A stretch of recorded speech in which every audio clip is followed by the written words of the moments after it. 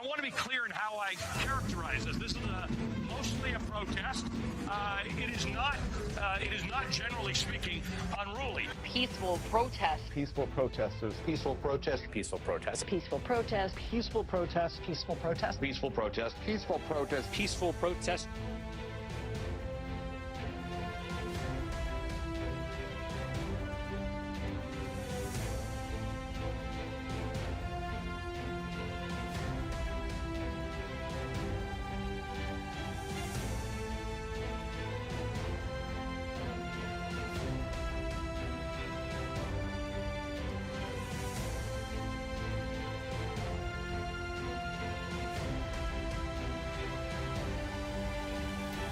Good evening. I'm Robert Cressionnie, and welcome to America in Danger. Now, some of you might remember that I did this show several years ago, and because of job requirements or job constraints, I had to stop doing the show. Well, I'm back. I'm back to do the show. And, you know, the title of the show, we chose America in Danger 15 years ago for the title of the show. Reason being, there is always danger present. There has been since the beginning of history. There are always threats. There are always those who wish to rule the world, so to speak. And America has continually been under assault with various movements throughout history. And it is always in danger, and more so now than ever. So tonight, I want to take a few minutes and talk about some things that we need to be aware of. You know, there are a lot of things going on in this country right now, and it's hard to keep up with things without a scorecard. So I want to just bring some things to your attention and give you some things to think about. You know, because that's what this show is about. Now, this is the first show that we're doing, and we're going to continue doing these every Saturday night at 6:30. And what we're planning on doing ultimately is having a segment on national interest, then a segment on state interest, a segment on local interest, and then general topics. And on future shows, we'll be taking calls so you can get your voice heard. Because that's always interesting, and I like people to be able to say what they think. We want to help educate people and give people perspective, because people ultimately need to think for themselves. You know, we have a government institution that takes children from early age and trains them on subjects that they wish to train them on. Now, schools continually talk about teaching people how to think critically and what have you, but what we're seeing nowadays is not critical thinking in colleges, universities, and high schools, and even grade schools. What we're seeing is groupthink, where if you have a different idea, if you hold a different belief, you're ostracized, you're marginalized, you're ridiculed, you're compartmentalized. So we all need to have a perspective on things. And sometimes that perspective is gained simply by hearing some of the facts and the truth and looking at things from a different angle. Because we all know when you look at things from one side, that's all you see is one side. So tonight, I have some things I want to talk about. And one of those will become more clear as we go along. But I want to start with this. There is a determined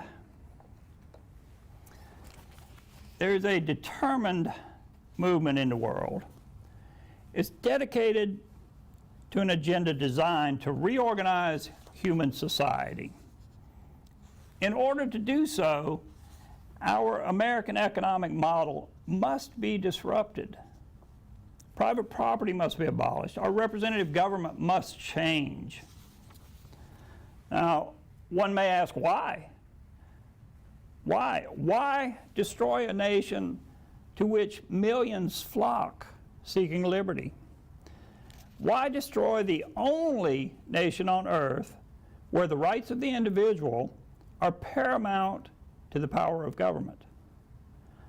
Why destroy a system where achievement is praised and individuals are free to accomplish as they desire? Why does a nation that has come so far as we have in our history suddenly need such radical change? Change that includes make-believe constructs that deny science, that deny human nature, that deny biology and deny history. Why are we suddenly expected to believe the altered reality being created by a political movement bent on subverting everything good in this nation? I ask you, why do we have to destroy this nation? Why do we have to tear this nation down? We have politicians pumping their fist in the air, shouting, "We must change America. We must change this country." Why? Is this country so bad? Has this country murdered millions of its own citizens? This country is probably one of the greatest in the world, if not the greatest in the world. Now, I don't know about you, but I prefer that we not destroy this country. I like living in the United States. I like the fact that I can work and keep most of my money, or some of my money anyway. So why do we need to do this radical change? And what can we do to stop this insidious destruction?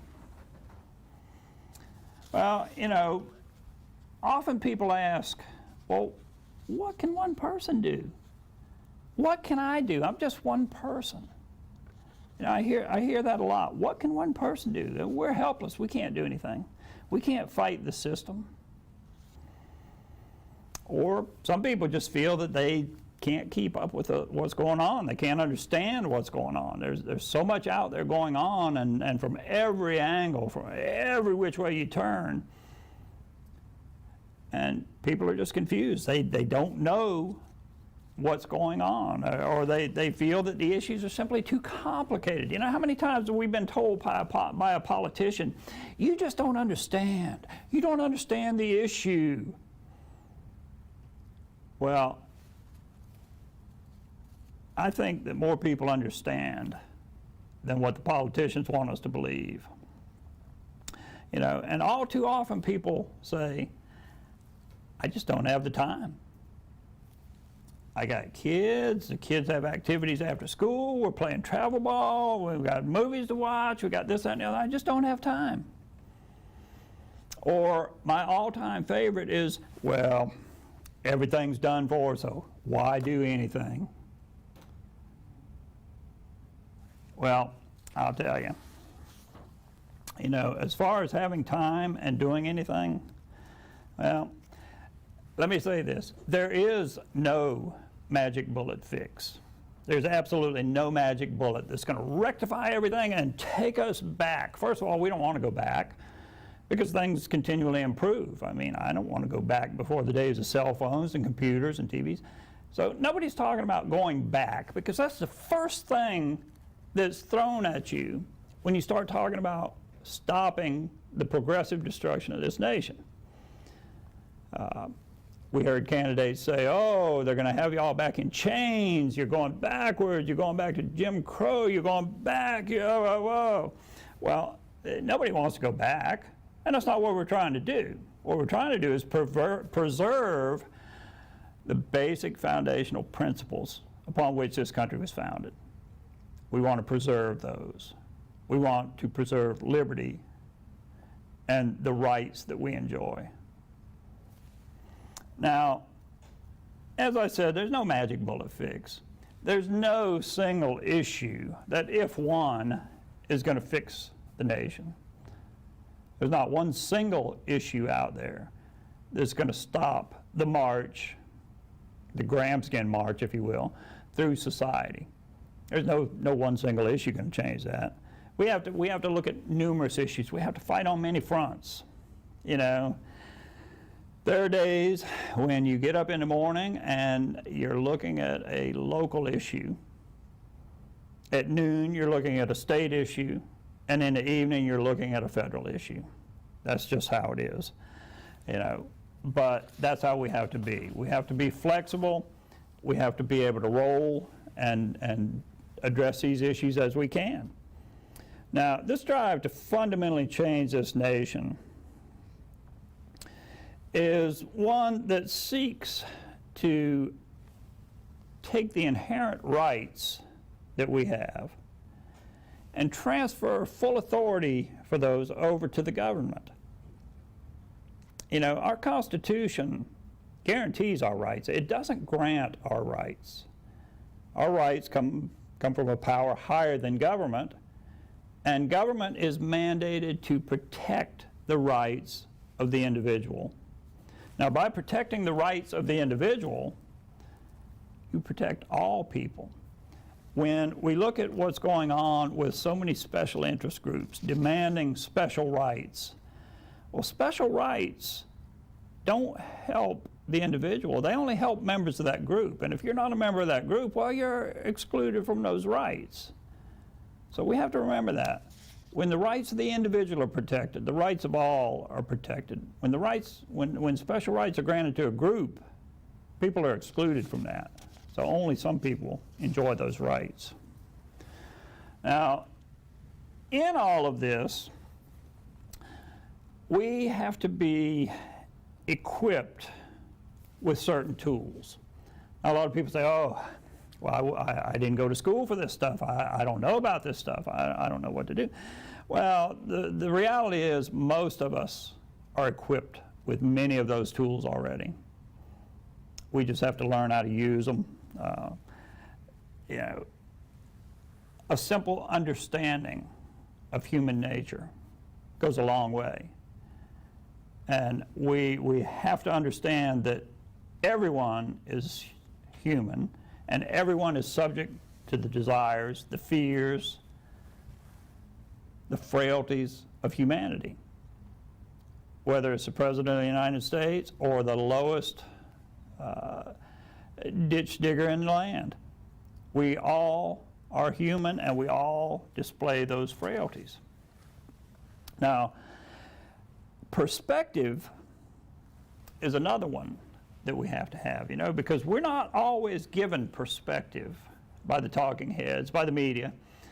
In fact, very often, that perspective is skewed or tainted or simply their side of the story, one side of the story. You know, in any issue, there's always my side, your side, and what really happened. So we can't simply look at things from one side and be satisfied. We shouldn't be satisfied. You shouldn't be satisfied. You know, we need to have some perspective. And another thing that we should remember is that we all have a sphere of influence. We all know people. We all associate with people. And, you know, those are the people that we can influence. Now, I want to continue along these lines, but we're going to take a little commercial break right quick. And when we come back, we're going to talk about some of the things that you can look at with some perspective to give you some examples. So we'll be right back. I'm Robert Cressionnie. You're watching America in Danger.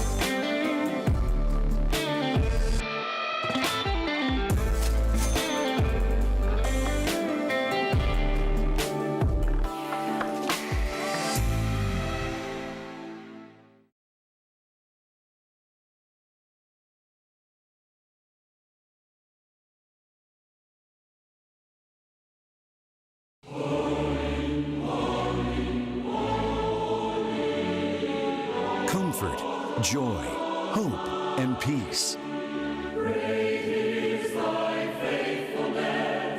Few songs in our lives have the power of hymns.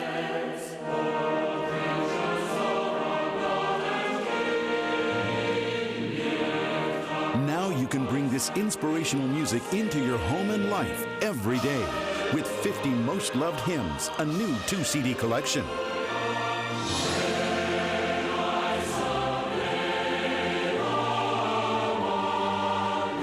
50 magnificent hymns, just as you remember them.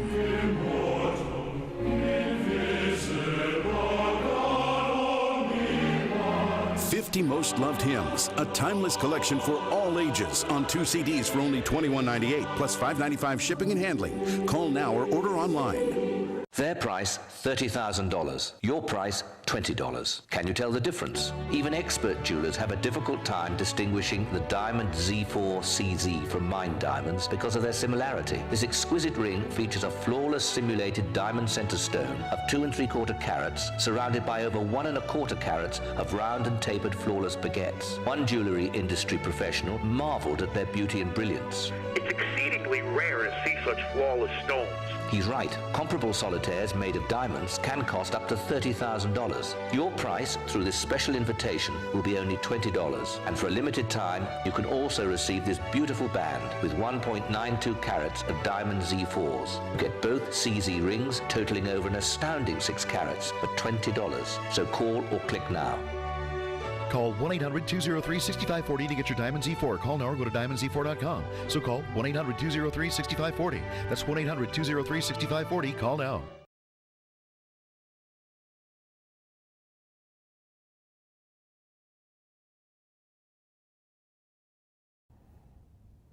We're back for more America in Danger. I want to thank you for tuning in. Now, we've been talking about the movement in this country that appears to want the destruction of our way of life, of our norms, of societal structures, of everything in this country, and the economic system, everything. And I feel like we as individuals can do more. We can always do more. And many people are hesitant because they don't understand the politics, they don't know how the General Assembly works, or how Congress works, and it's confusing. I won't lie to you, it is confusing because there are so many arcane rules and procedures and just underhanded trickery in both Congress and the General Assembly that it's hard to keep up with what's going on. Now, some of the modern tools, the internet and what have you, have helped a lot on that. Because now you can go to the North Carolina General Assembly website, you can pull up a bill, you can search for a bill by text if you just know what the bill is about, or you can plug in the number and it pulls it up. It tells you what the status is, where it resides, what committee it's in, and what action has been taken on it. Plus, it gives you the all-important text of the bill. Now, as I was saying earlier, you know, we all have a sphere of influence. We all have people that we talk to on a daily basis. Now, I'm not saying that we need to be overzealous activists. We don't want to do that. But we do need to be alert to opportunities to clarify and define. Often people are informed with only talking points. You know, we recently heard the President of the United States use the term Jim Crow on steroids. We heard Nancy Pelosi say someone was a martyr for democracy. We continue to hear Russia collusion, Russia intervention, Russian disinformation. And the one that's still going around is that voter ID is equivalent to voter suppression. Now, sometimes all it takes is asking a reasonable question. You know, the president said, oh, this is Jim Crow on steroids for the Georgia bill, the Georgia voter integrity bill. Jim Crow on steroids. Now, I know that you'll hear people use that very term. I know I have.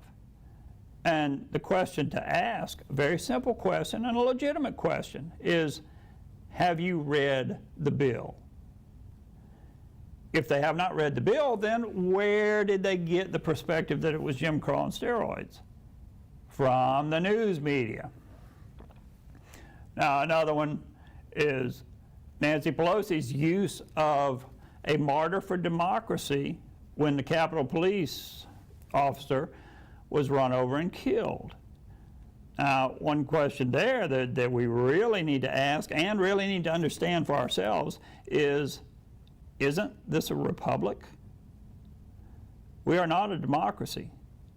We are a constitutional republic where the rule is by law, not by the majority. Now, the Russian collusion, we continue to hear this one to this day. And the question to ask is, where is the evidence? You know, we were told by Nadler, by Schumer, by Pelosi, by a whole host of elected officials that they had seen the evidence. Where is the evidence? There is none. And the good one, the one that I really like, is voter ID is voter suppression. Now, tell me, what are things that you can do with no ID? Can you fly? Can you cash a check? Can you get your lights turned on? Can you buy a car? You know, there aren't many things that you can do these days without identification. And we're expected to believe that people are supposed to be able to vote, something that affects everyone in this country. And yet we're told, oh no, they have to vote with no identification whatsoever. They need to be able to register the same day and go down and vote. We need to be able to go into the retirement homes and harvest absentee ballots, because those people need to vote, even though we have to mark their ballots for them because they don't even know who's running. You know, all of those things jeopardize the integrity of the balloting in this country. And if voting is diminished, if voting becomes a joke, then not only is voting a joke, but the government becomes a joke. The system of laws we have in this country becomes a joke. And we install basically a government for life, because the vote will be controlled ultimately through corruption, through various means. And we don't want that in this country. You know, the biggest lie that we're told on a daily basis is that everyone in this country has to vote. Well, I ask you, if you don't know who is running, if you don't know anything about them, how can you vote? How can you go down with a clear conscience and vote for people that you don't even know? You know, that's one of the responsibilities that we as individuals have, to know who we're voting for. I'm not saying suppress the vote. I don't want to suppress the vote. I want people who legitimately understand what they're voting for to go vote, every one of them, regardless of who they are.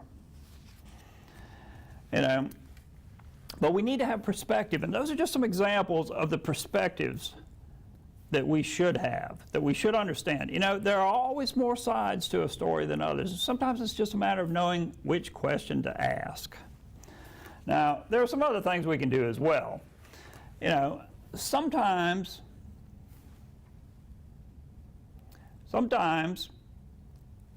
it takes a simple letter or an email asking your representative to oppose or support something. You know, and again, people are like, well, you know, I wrote my congressman one time and he wrote me back and he didn't agree with me and he didn't change his mind. Well, you shouldn't even worry what they write back, number one, because it's a form letter. They're not communicating back to you. They're having their clerk simply send you something back, letting you know that, yes, we got your communication and we'll take it into consideration. Well, don't worry about what they have to say. What we have to keep in mind is that a single letter represents not only your opinion, but that of others. So when you write your letter, when you write your congressman, he sees one letter, he says, oh, well, there's a handful of people out there who think this way, or believe this way, or want this. Now, when you get people that send in 100 letters or calls, that represents the opinion of thousands. And that's what we want. When you can send in a letter, knowing that 100 of your friends are sending in a letter, then that congressman begins to look. He says, there's a lot of people out there concerned about this. Now, if that congressman or senator were to receive 1,000 letters, emails, or calls, then he looks at that 1,000 and he says, you know what? That's a voting block. And I assure you, elected officials live and die, eat and breathe and sleep on votes. So 1,000 people in a congressional district can push that congressman in a direction. Now, I'm not saying he'll come around, because the thing of it is, politicians never see the light, but they certainly feel the heat. And when 1,000 or more people write in about an issue, they understand that there's a good number of people that are concerned. So that's what we need to do. Now, a lot of people don't even know how to begin contacting their representatives. A lot of people are scared to call in or hesitant to call in. I don't like calling in. I normally send email. And you know what? It's very easy, and you don't even have to be extremely computer literate to do so. And if you don't know who your elected official is, it's very easy to find out. In fact, you can go into Google or any other search engine, which I use any other search engine. I try not to use Google any more than I have to for various reasons. But you go in and type in, who is my elected official? And a whole host of information will appear, telling you who your elected officials are. And then it's simply a matter of typing their name in, hitting enter, and their websites will come up. We're going to take a little break right now, and when we come back, I want to talk about a critical issue that's being taken up in the General Assembly here in North Carolina right now. So I'm Robert Cressionnie, you're watching America in Danger, and we'll be right back. Stay tuned.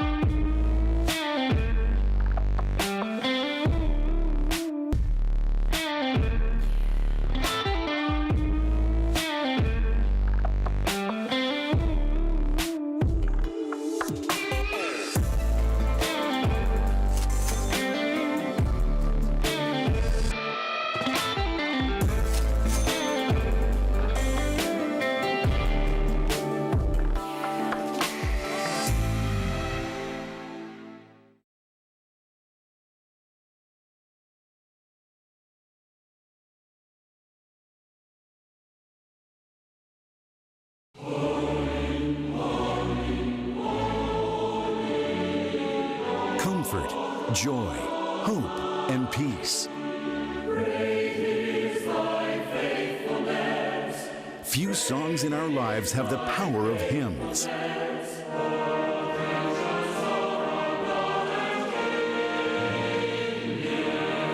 Now you can bring this inspirational music into your home and life every day with 50 Most Loved Hymns, a new 2-CD collection.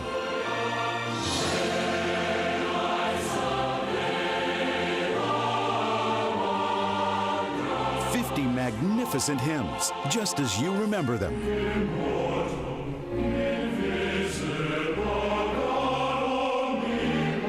50 Most Loved Hymns, a timeless collection for all ages on 2 CDs for only $21.98 plus $5.95 shipping and handling. Call now or order online. Their price, $30,000. Your price, $20. Can you tell the difference? Even expert jewelers have a difficult time distinguishing the diamond Z4 CZ from mine diamonds because of their similarity. This exquisite ring features a flawless simulated diamond center stone of 2 3/4 carats surrounded by over 1 1/4 carats of round and tapered flawless baguettes. One jewelry industry professional marveled at their beauty and brilliance. It's exceedingly rare to see such flawless stones. He's right. Comparable solitaires made of diamonds can cost up to $30,000. Your price through this special invitation will be only $20. And for a limited time, you can also receive this beautiful band with 1.92 carats of diamond Z4s. You get both CZ rings totaling over an astounding 6 carats for $20. So call or click now.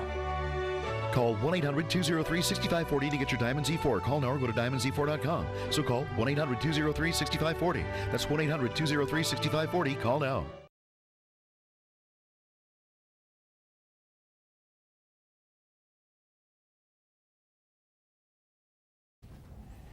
We're back. I'm Robert Cressionnie. You're watching America in Danger. Thanks for staying tuned. Now, I was talking about contacting our elected officials. And, you know, letters and phone calls are great.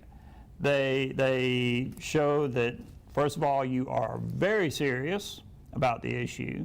And, you know, congressmen and senators look at those and probably give them a little more weight than emails. But that doesn't mean you shouldn't email. I have probably sent out in the neighborhood of 400 emails this year already, to members of the General Assembly, to members of the Senate, the House on the federal level, and even to the President of the United States. You know, it's easy to do. I have links set up in an Excel spreadsheet, and I just click that link, and it takes me right to the email. I have a list of email addresses for the General Assembly, which the General Assembly, you can actually get their individual email address. Now, when you contact Senator Burr or Tillis or Butterfield or whoever your representative and senators may be, you get a contact page, which is fine because that works too. But don't ever hesitate to contact them. It's very easy to do. People say they don't have time. I can email all of the members of the North Carolina General Assembly in under 3 minutes. Your letters don't have to be long, drawn out, extremely complicated, or very deep. Many times my emails, all you have to do is read the subject line, and that tells you how I feel on something. So don't feel like you have to write a novel to send them. 1 line, 2 lines, a paragraph, that's fine. That's all they need. Now, there are some issues of immediate importance in this state and other states. It's an issue that has the potential to upend everything we hold near and dear in this nation. It's an issue that even the so-called conservative leaders are touting and calling for. However, I assure you, they are wrong.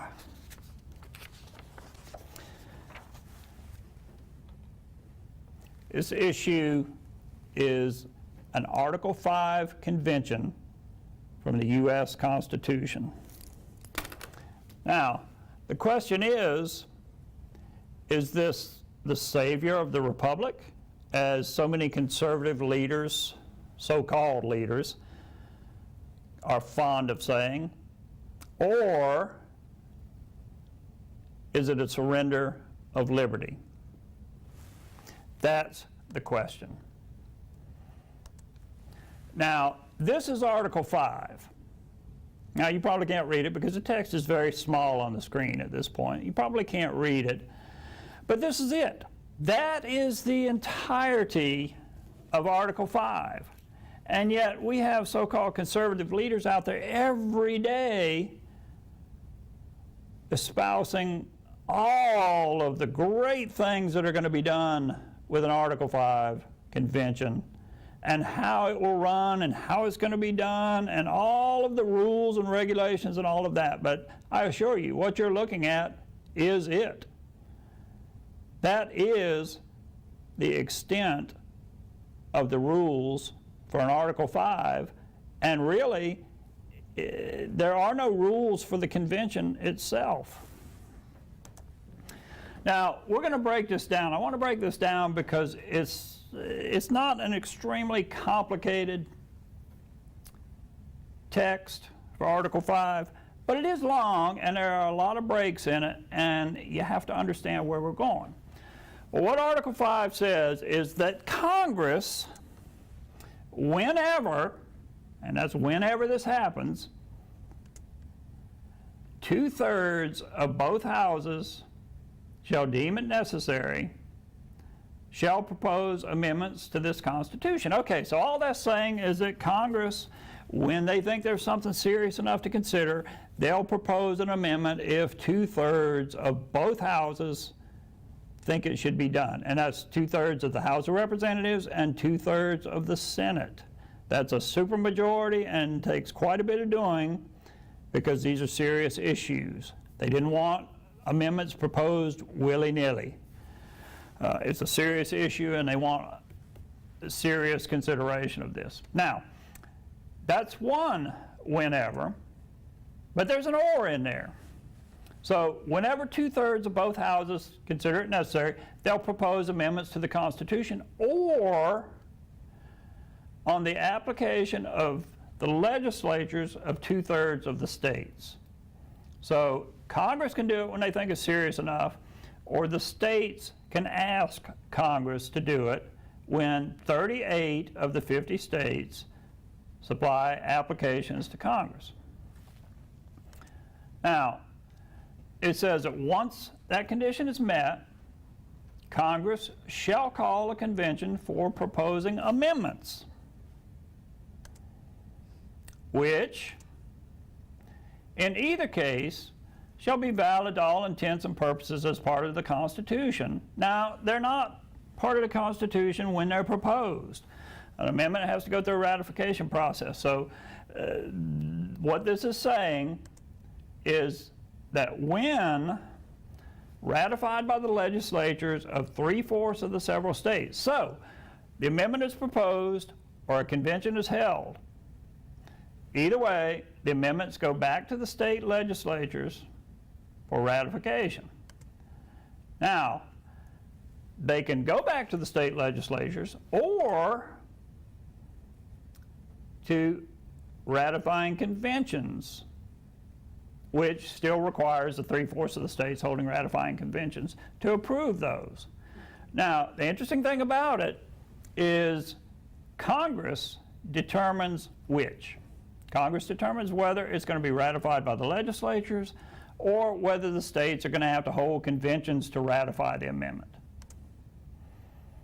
One or the other. Congress gets to decide. Now, in the past 32 amendments that have been proposed to the U.S. Constitution, in all 32 of them, the state legislatures were chosen for ratification. Now, 28 of those passed, but there have been 32 proposed amendments. 28 of them are passed and part of the Constitution. Now, there are specific roles that are played in this process. And, you know, I'm explaining this in very simple terms because it's good for people to know how these things work. All right. Now, there are roles. You have Congress and you have the states. Now, Congress proposes amendments. They specify a mode of ratification for the amendments. They call for an Article 5 convention if 38 states apply. But Congress has no authority whatsoever to limit the scope of the convention to anything less than the purposes outlined in Article 5. And if you recall, Article 5 says to propose amendment. Period. That's it. End of story. So Congress has no authority other than that. Now the states, they can apply for a convention for the purposes of amending the Constitution. But they as well have no authority to limit the scope of the convention to anything less than the purpose outlined in Article 5, which is to propose amendments. Right now we have people touting a term limits convention. We have other states where they're touting a balanced budget amendment convention. I assure you the states have no authority to limit the scope of the convention to anything less than that proposed in Article 5. And that is well-documented judicial opinion. So it's not going to happen. The states are not going to limit anything in there. The states get to ratify or reject an amendment. Now, what part do the people play in all of this, you ask? And if you haven't asked, you should ask, because we want to know what part we get to play in all of this. None. Absolutely none. The American people do nothing. Remember, Congress specifies a mode of ratification for all amendments, so we don't get to vote on them. They're not put on a ballot for referendum. We don't get to vote on them. In all 32 amendments, including the 27 ratified, we didn't get a vote, and we won't get a vote on the future. Now, the question is, who chooses delegates to an Article 5 convention? Should one be called? That's a good question. We don't really know who's going to call those. Is it the state legislatures? Is it the political parties? Now, proponents of the Article 5 convention claim that state legislatures will. But there's no hard, fast rule. You saw the entirety of Article 5 on the screen. I showed you the entirety of Article 5. So, who gets to decide? We don't know yet. We just don't know. Now, we're going to take a little break, and when we come back, I'm going to talk about some other dangers of an Article 5 convention, because right now we have numerous conservative leaders touting that this is the way to fix everything. This will fix everything. And we're going to talk about that when we get back. So I'm Robert Cressionnie. You're watching America in Danger. Stay tuned.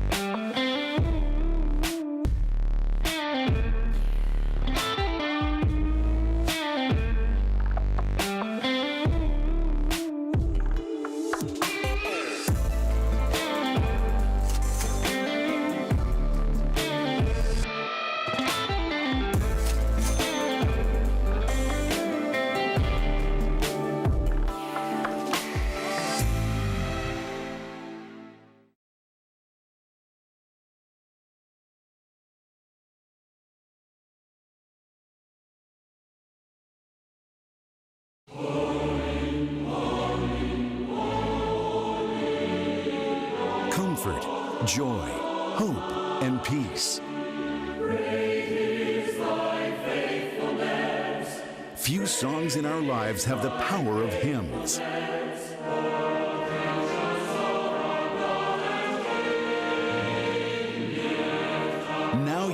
this inspirational music into your home and life every day with 50 Most Loved Hymns, a new 2-CD collection.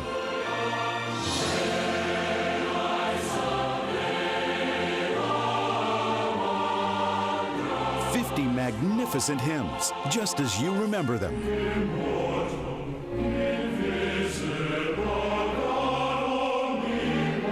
50 Most Loved Hymns, a timeless collection for all ages on 2 CDs for only $21.98 plus $5.95 shipping and handling. Call now or order online. Their price, $30,000. Your price, $20. Can you tell the difference? Even expert jewelers have a difficult time distinguishing the diamond Z4 CZ from mine diamonds because of their similarity. This exquisite ring features a flawless simulated diamond center stone of 2 3/4 carats surrounded by over 1 1/4 carats of round and tapered flawless baguettes. One jewelry industry professional marveled at their beauty and brilliance. It's exceedingly rare to see such flawless stones.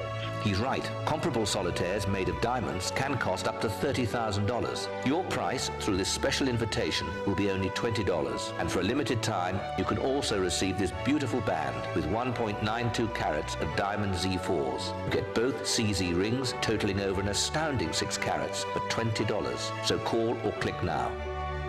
Call 1-800-203-6540 to get your Diamond Z4. Call now or go to diamondz4.com. So call 1-800-203-6540. That's 1-800-203-6540. Call now.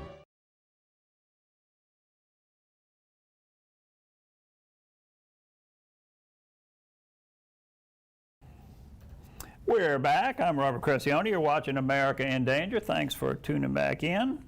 Want to clarify, I've got some numbers screwed around there. To call a convention, it takes 34 states. That's 2/3. To ratify the convention, it takes 3/4, which would be 38 states. So small error there, though it's a major error if it's done on a national level. Anyway, now we're talking about an Article 5 convention and how the so-called conservative leaders of today, many of them are calling for this convention to implement term limits or balanced budget, and we'll talk about those in a little bit.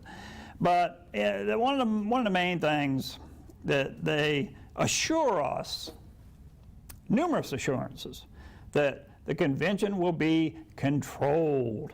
We'll limit it to a single amendment. Well, as we talked a little earlier, there's nothing in Article 5 that says that the Congress or the states has the authority to limit the convention. The convention is convened to propose amendments. Those amendments can be anything up to and including a completely new constitution. Keep that in mind. You know, when they talk about a controlled convention, well, you know what? An amendment can be an entirely new constitution. This amendment hereby scraps the old Constitution. Here's the new one. We already have groups out there writing the new Constitution for the United States. So believe me, they've got their eye on this. Now, will special interests be kept out of the convention? Well, the proponents are saying, oh yes, indeed, we won't let any special interest in this convention.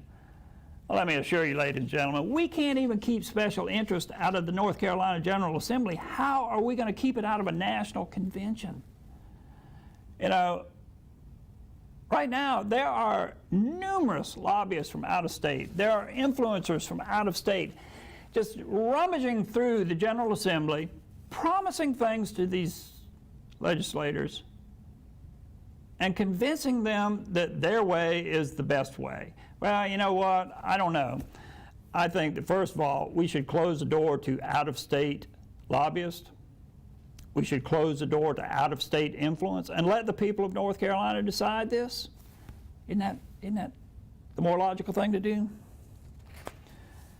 You know, the convention can't be controlled. That's clear as a bell. There is no provision for controlling a convention. There's no provision for setting up a single issue. And you know, even if it was a single issue convention. Let's talk about term limits for just a minute. Okay. One of the legislators in Raleigh posted a really good Facebook post. It wasn't a meme, it wasn't a joke, it wasn't poking fun at some national politician. In his post concerning term limits, he stated that he did not feel that as a legislator, it was his authority or purview to deny anyone the ability to vote for a candidate of their choice. Now that's term limits. Term limits says you can't vote for the person you would like to see in office. Now we all know that we have politicians in Washington, we have politicians on a state level, we even have politicians on a local level who have been there too long, who have gotten too comfortable, who have gotten too powerful, and they need to go. But is it someone else's responsibility to do that? Or is it the voters' responsibility to do that? And again, we go back to what I was saying earlier about being an informed voter. You should be an informed voter. And it's our responsibility to vote these people out. And again, people say, oh, well, there's nothing you can do. Well, you know what? There is. You can exercise individual responsibility. Now, is it going to win the day? Maybe not. But at least you can lay your head down on your pillow at night and say, you know what? I did the best I could do for this nation and my family. So, you know, there is a host of pro-Article 5, pro-Convention of States, pro-term limits budget amendment, term limits amendment, pro-balanced budget amendment conventions out there. If you go on Google and you search for any of that, it'll come up and Mark Meckler will be on there, Marco Rubio, even Hannity occasionally throws in his weight on it. It's a whole host of people who want this. And if you look deeper, if you dig deeper, now the proponents of this will tell you, oh, well, people like George Soros and the insider establishment leftists, they don't want this. So it's bad for the country. It's really good for the country, but they're saying it's bad because they don't want it. But the reality is, those entities are sponsoring it just as much as the so-called conservative leaders. Because if you dig deep into the funding, you will find that the organizations supporting this are funded from both sides of the aisle. Now, who loses in this deal? That would be me and you. Because we don't need to fundamentally change this nation. This nation is founded on a set of principles that have held till now. We have been on an upward trajectory the entire history of this nation. Yeah, there have been some negative things in the past. There absolutely have. No one's going to deny that. No one wants to deny that. But we have been on a track of constant improvement, of steady improvement, of continual improvement. Why do we have to destroy everything now in the name of some radical change for some utopian, bizarre dream that these politicians are having? The answer is we don't. We don't need to destroy anything. If there are tweaks, then certainly we need to make some changes, but we don't need to destroy this nation. We certainly don't. Now, if you want more information on Article 5, because you should, you really need to be aware of this, and I'm going to be talking about this more in the days to come. There is a website that you can go to.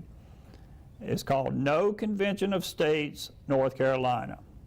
There's the address. It's nocosnc.com, and I highly suggest that you go to that website and take a look at that, because that's what you need to do, is find the information. Don't take my word for it. I'm just an ordinary citizen, so don't take my word for it. Your liberties are at stake. My liberties are at stake. This nation is at stake. So I urge you, go to that website, NoCOSNC, that's No Convention of States, NC.com. That's where you can begin your search. I heartily encourage everyone to do that.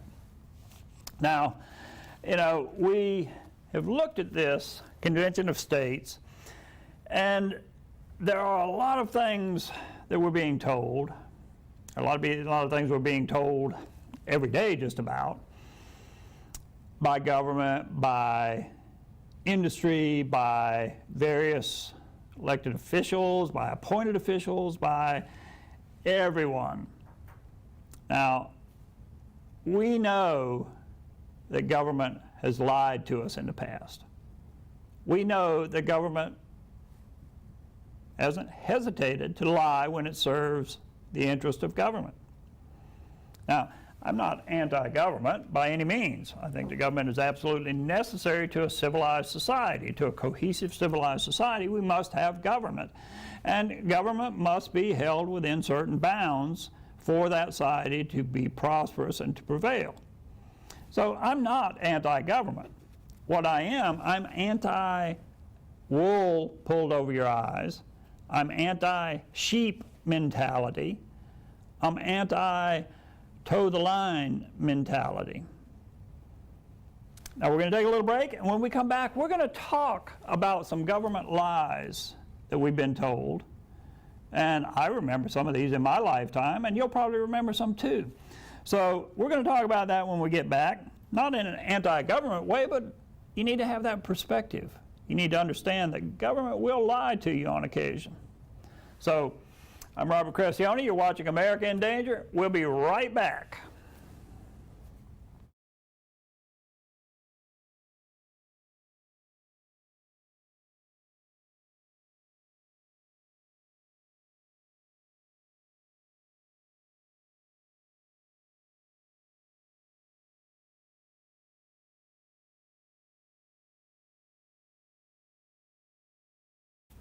I'm sorry, we're going to have to save that for next week. This has been such a quick show, I didn't even realize it, but we are out of time. So tune in next week, and we're going to cover those lies that government tells us and has told us that are documented, not conspiracy. We're not going to talk about some strange conspiracy theory. We're going to talk about things that are documented and declassified that are real.